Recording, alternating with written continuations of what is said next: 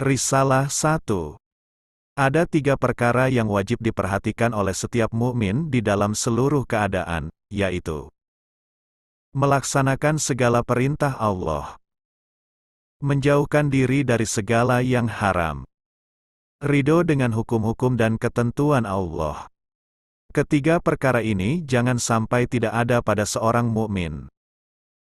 Oleh karena itu seorang mukmin harus memikirkan perkara ini, bertanya kepada dirinya tentang perkara ini dan anggota tubuhnya melakukan perkara ini. Risalah 2. Ikutilah dengan ikhlas jalan yang telah ditempuh oleh Nabi besar Muhammad Shallallahu Alaihi Wasallam dan janganlah merubah jalan itu. Patuhlah kepada Allah dan Rasul-Nya, dan jangan sekali-kali berbuat durhaka. Bertauhidlah kepada Allah, mengesahkan Allah, dan jangan menyekutukannya. Allah itu Maha Suci dan tidak memiliki sifat-sifat tercela atau kekurangan. Janganlah ragu-ragu terhadap kebenaran Allah. Bersabarlah dan berpegang teguhlah kepadanya. Bermohonlah kepadanya, dan tunggulah dengan sabar. Bersatu padulah dalam mentaati Allah dan janganlah berpecah belah. Saling mencintailah di antara sesama dan janganlah saling mendengki. Hindarkanlah diri dari segala noda dan dosa. Hiasilah dirimu dengan ketaatan kepada Allah. Janganlah menjauhkan diri kepada Allah dan janganlah lupa padanya.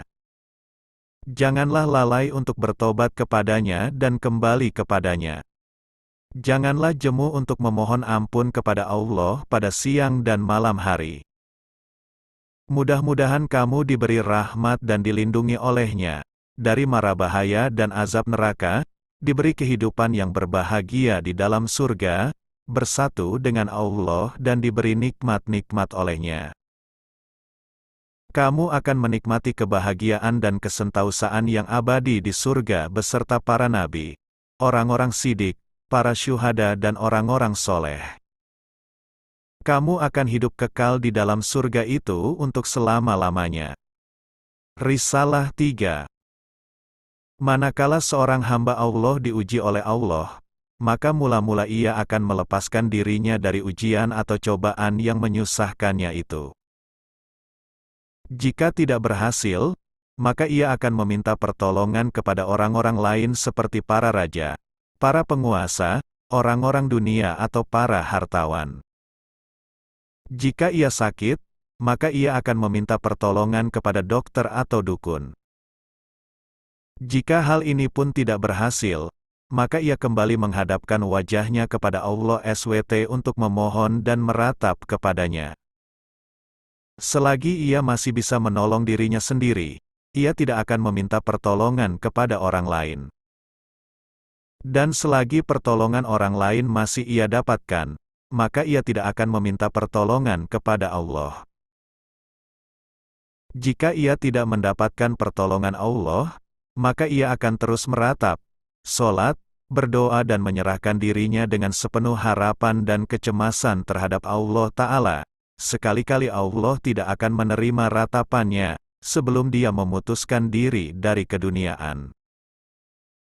Setelah ia terlepas dari hal-hal keduniaan, maka akan tampaklah ketentuan dan keputusan Allah pada orang itu dan lepaslah ia dari hal-hal keduniaan.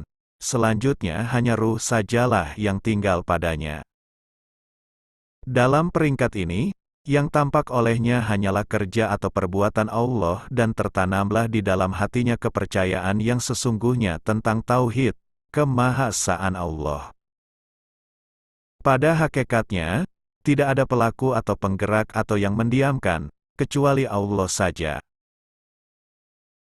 Tidak ada kebaikan dan tidak ada keburukan, tidak ada kerugian dan tidak ada keuntungan, tidak ada faidah dan tidak pula ada anugerah, tidak terbuka dan tidak pula tertutup, tidak mati dan tidak hidup, tidak kaya dan tidak pula papa, melainkan semuanya di tangan Allah. Hamba Allah itu tidak ubahnya seperti bayi yang berada di pangkuan ibunya, atau seperti orang mati yang sedang dimandikan, ia tidak mempunyai daya dan upaya. maka hilanglah ia keluar dari dirinya dan masuk ke dalam perbuatan Allah semata-mata. Untuk bisa memahami risalah berikutnya, kuncinya adalah mengamalkan risalah 1. Tanpa mengamalkan risalah 1 maka sangat mustahil untuk bisa mengamalkan risalah berikutnya. Yaitu, melaksanakan segala perintah Allah, termasuk perintah batin yaitu berhusnudon kepada Allah Subhanahu wa Ta'ala. Menjauhkan diri dari segala yang haram, baik yang lahir maupun yang batin, seperti menghina dan membenci makhluk Allah Subhanahu wa Ta'ala. Ridho dengan hukum-hukum dan ketentuan Allah, walaupun itu tidak menyenangkan. Ketiga perkara ini jangan sampai tidak ada pada seorang mukmin. Oleh karena itu seorang mukmin harus memikirkan perkara ini, bertanya kepada dirinya tentang perkara ini dan anggota tubuhnya melakukan perkara ini. Apakah kita sudah ridho dengan semua takdir Allah? Baik dan buruknya. Sebenarnya takdir itu tidak ada yang buruk, namun karena hal itu tidak diinginkan, sehingga menjadi tidak rela, dan itu akan terasa buruk.